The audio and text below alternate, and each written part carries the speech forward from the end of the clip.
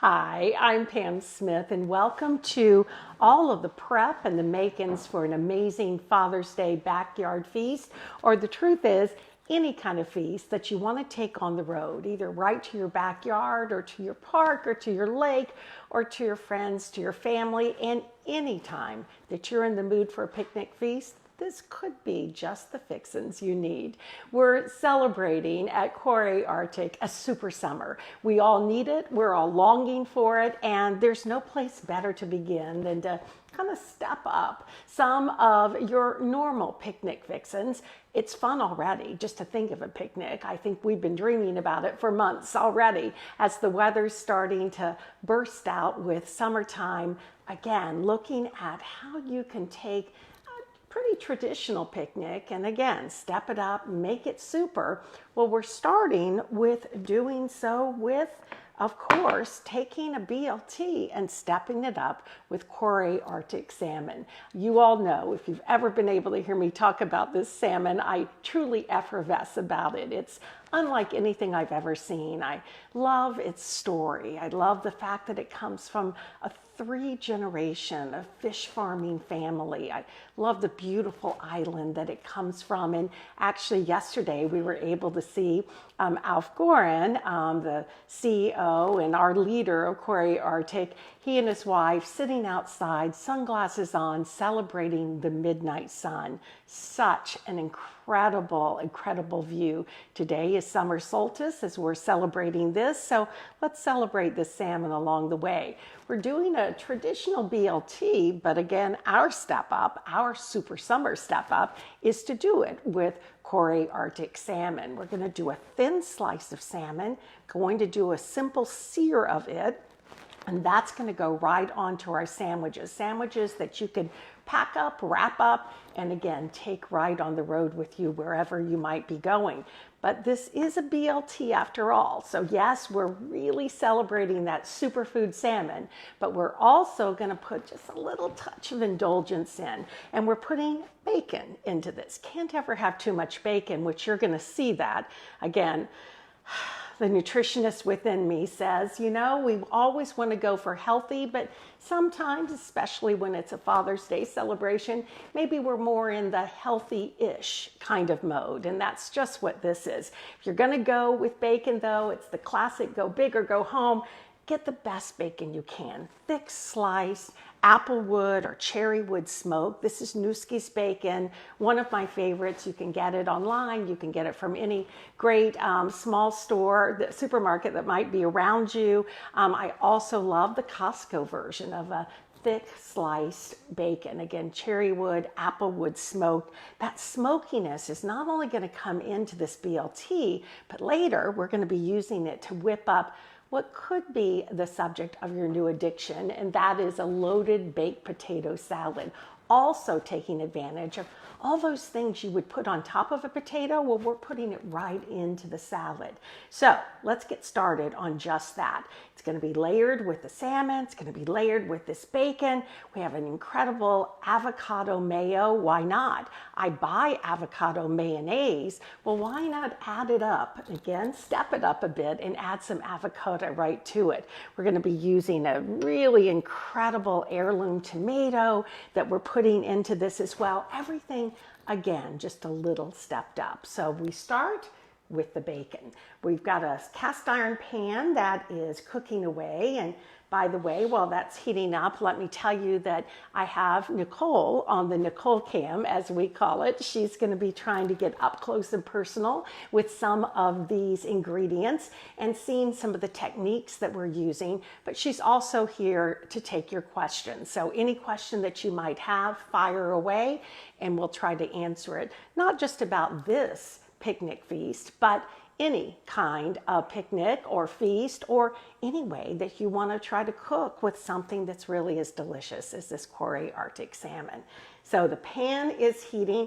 I'm using cast iron for a very specific reason. Any nonstick skillet will do, any skillet will do, because we're starting with bacon. And in the process of starting with bacon, we're going to be rendering the fat out of that bacon. So we're really not needing much of the nonstick. The reason I wanted to use the cast iron is because I want to try to hold that heat.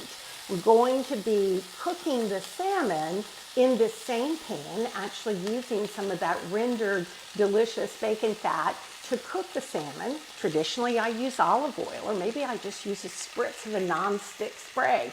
But because I have this bacon cooking, and right now, if this was smell-o-vision rather than just Facebook Live, you would be getting all of the aromatics of that bacon really coming into play. I cut the bacon in half because I'm wanting to build my salmon in a way to be able to make it very eatable. The Salmon BLT is a handheld, so I'm really wanting to make sure that it doesn't fall apart on you when you start to eat it. That's the reason we've gone with a thinner fillet of salmon rather than a center cut piece. I sliced it at a bias. Again, thinner cut means not only will it cook quickly right on top of the stove, but it also will not cause the sandwich to be so tall that you can't get your mouth around it. Again, many of us grew up with that notion that it takes two hands to handle a Whopper, but sometimes a really thick sandwich is really difficult to eat, and it ends up becoming a mess more than anything else. We want this to be eatable. So the bacon cut in half is going to help that, and the salmon in a thin cut is going to help that as well. So I'm just cooking this bacon till almost done. If I was cooking a lot of it rather than just the two pieces, I would take it out of the pan, get it onto paper towels so I could drain it. But because we're doing this right now in the moment, I'm going to go ahead and let that just go to the side while I season the salmon. Now, I'm using our Creole Kitchen, which is our Creole seasoning for PS flavor, but any Creole seasoning will do. Any kind of just kosher salt and freshly cracked black pepper will do as well. If you wanted to use a little barbecue seasoning, whatever might strike your fancy is fine to do. I patted the salmon fillets dry, sprinkled just a little bit of that Creole on, and now I'm laying it right into the pan with what would have been the skin side. Of course, this is skinless.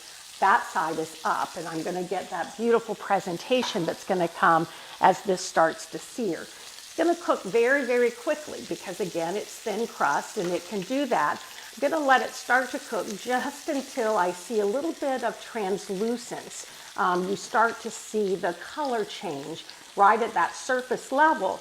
That's a sign that you're starting to get some caramelization of those proteins. That caramelization means not only do you have a really incredible sear, but you get a little sweetness that comes from that as well.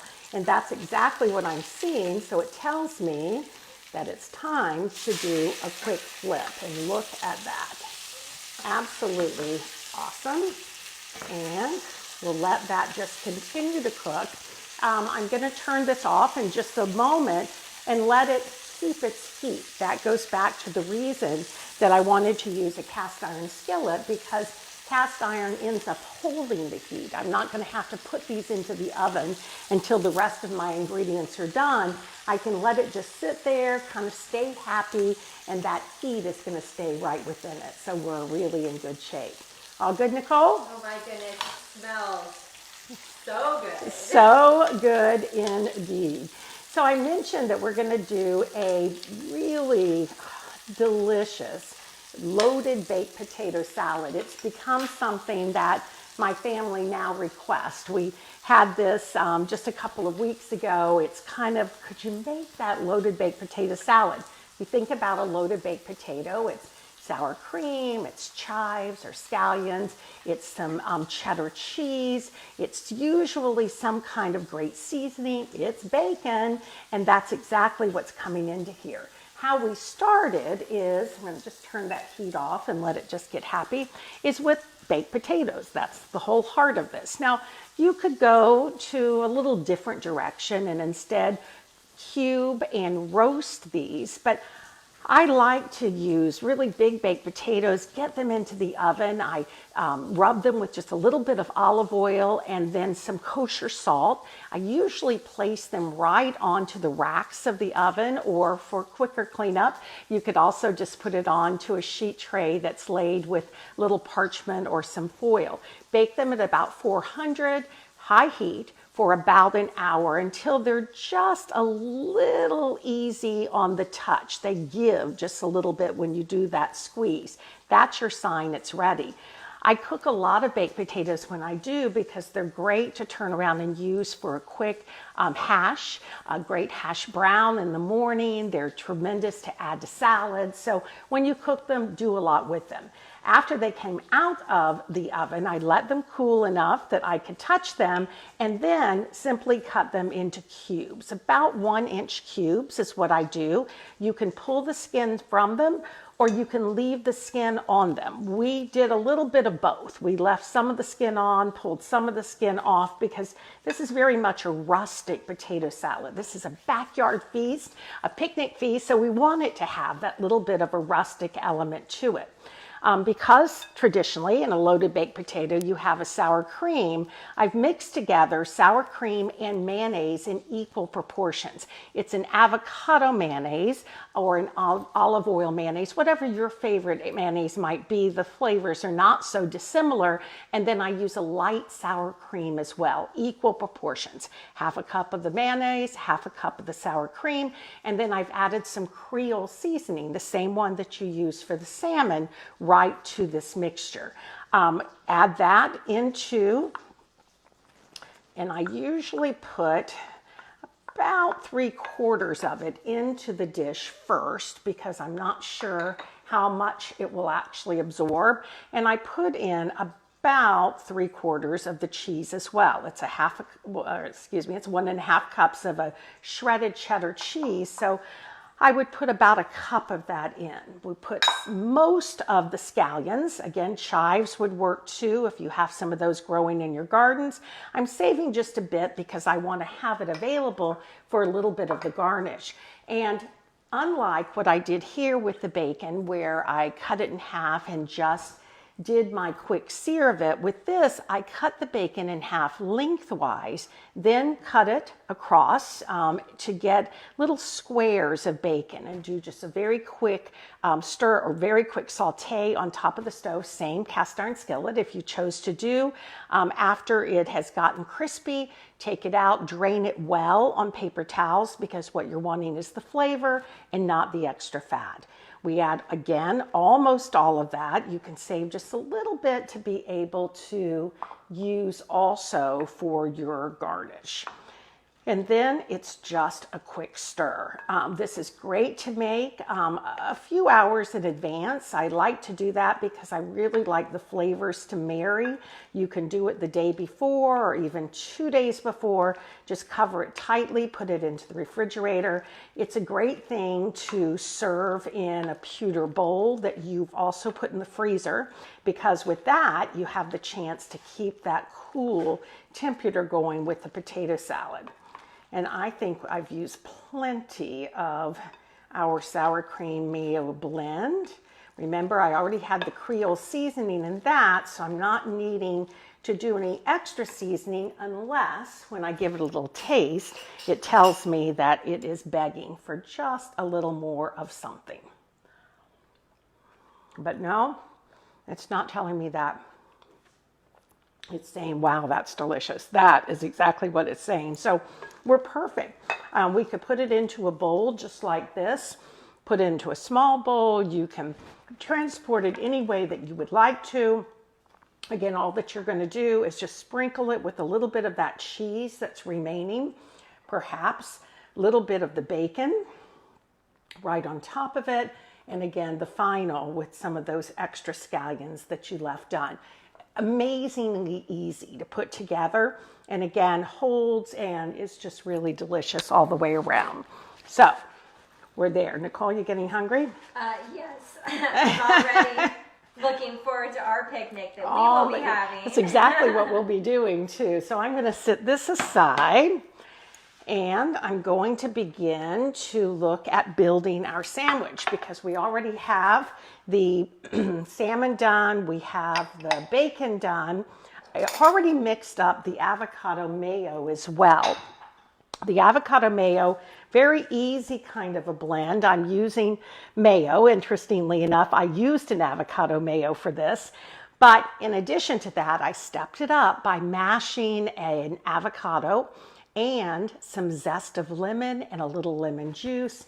And yes, just a little more of the Creole seasoning. All of that together just makes this phenomenal spread. It's great on this, be great on any sandwich. It'd be amazing on an egg sandwich. Also could be a really great little topper, a sauce that you could put on top of salmon if you're just doing a simple sear, or maybe even a little swoosh of it on your plate would work out really great as well. The tomatoes I've chosen are an heirloom tomato, a beefsteak tomato would work as well. You're just looking for something that has size, that has character, that really is going to make this to be a very special sandwich indeed. I like to sprinkle just a little touch of kosher salt onto my tomatoes after they've been sliced and let them just hang out for about a minute or two while the sandwich is beginning to be built. Much like when you put sugar on a strawberry or on any berries to macerate them. It pulls some of the moisture out. That little touch of salt does a similar thing. It brings the moisture from the tomato a little bit more to the surface, so it just gives a little more unctuousness. Again, tomatoes, watermelon, scream summer. Greens, scream summer. We're going to also use some arugula. You could also do just a shredded iceberg lettuce for this, or maybe just leaves of butter lettuce or Boston lettuce would work too. But again, this is stepped up. So we've got just a little touch of this, and not a bad thing to give just a little seasoning to that too. If you have some lemon hanging around, a little squeeze of that on the arugula. You really want everything to be flavorful in and of itself. We have bread. This is a sourdough bread that we've just sliced. Put just a tiny brush of olive oil on it and then simply seared it on top of the stove, or can put it onto a sheet pan into your oven when you're doing a lot like we did today, or you can lay this right onto the rack of the oven. With that, you'll end up getting some almost grill marks. Again, you want your oven on a high heat, lay it right onto the rack, and you get really interest that goes with the bread as well. You might want to skip that kind of bread and instead go for a Kaiser roll. Similar kind of thing. I would just brush it with a little touch of olive oil, maybe a little sprinkle of some Creole seasoning. Again, get that into the oven to be able to toast. Now, you might decide to take this whole thing out to the backyard and maybe do all of this on the grill. You could easily grill the salmon. You could take your cast iron skillet right with you and do the bacon on the grill as well, or maybe do that in advance. And if you did that, putting the bread right on the grill, don't know that there's anything better than grilled bread. So we're in good shape. So we've got the salmon cooked, we have the bacon cooked. I already put a few little wedges of watermelon on the plate because, as I always say, nothing tells me that summer has arrived more than beautiful, rich and sweet and nutritious watermelon. It just, again, burst with summertime. To build this sandwich, no different than any sandwich you traditionally build, that avocado mayonnaise, look at how good that looks. Just right onto your bread. Now, if I was building this in abundance, meaning all of the sandwiches at one time, I would lay all of the 8 slices of bread out if I was serving 4 people and spread the avocado mayo on each of the slices. And then I'm going to build it by adding my lettuce on the one side, my tomato, and I'm going to go ahead and do 1 red and 1 yellow because I can. Then add the salmon right to that. My 2 pieces of bacon. I'm going to do a little crisscross of it and then top it with my other piece of the bread. Wow. How about that? Wow. Wow, I know. Now, if you decide that you want to get a little security to your sandwich, you could certainly get just little small skewers and pick that, especially right before you take the cut to it. And although I don't traditionally cut with my Cutco knife onto a plate, I'm breaking my rule. I would traditionally build these on the cutting board, do the cut there, and then put them right onto the plate. All that's missing is, oh my, that potato salad. So a nice little scoop of this right onto the plate as well. And we'll go over in just a minute and show the tray that we built, because we're going to be taking this right out to our backyard and having our own little picnic today, celebrating Father's Day, maybe just a day early. What do you think? Oh, I love this. Love this meal. I said there was one thing missing, the potato salad, but another thing that's missing, and that's a really delicious sparkling rosé. A lot of things that you could drink with this meal. You might want to have your beer of choice, a craft beer, a microbrew. You might want to have the sparkling rosé, or maybe mix up a mean batch of mules. That would really be delicious with this as well. Again, it's a backyard feast. Let your imagination and your cravings take you wherever you might want to go. It's a really fun thing. So I'm excited. How about you? Absolutely. Let's enjoy this dish. We hope that you all enjoy it at home. Yeah, absolutely. And you can find this recipe on the Corey Arctic blog, coreyarctic.com/blog. This recipe, not only for the salmon BLT, but also for the potato salad, is there. And hey, this week, in kicking off Super Summer, I also had an opportunity to go on to Bloom TV and do a salmon superfood chopped salad.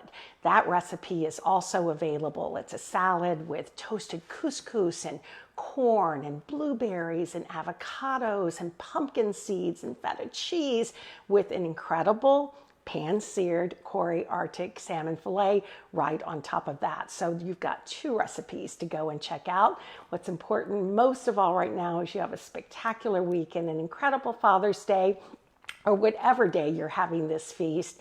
And we look forward to seeing you again. Go and get some delicious salmon and cook it up. We'll see you soon.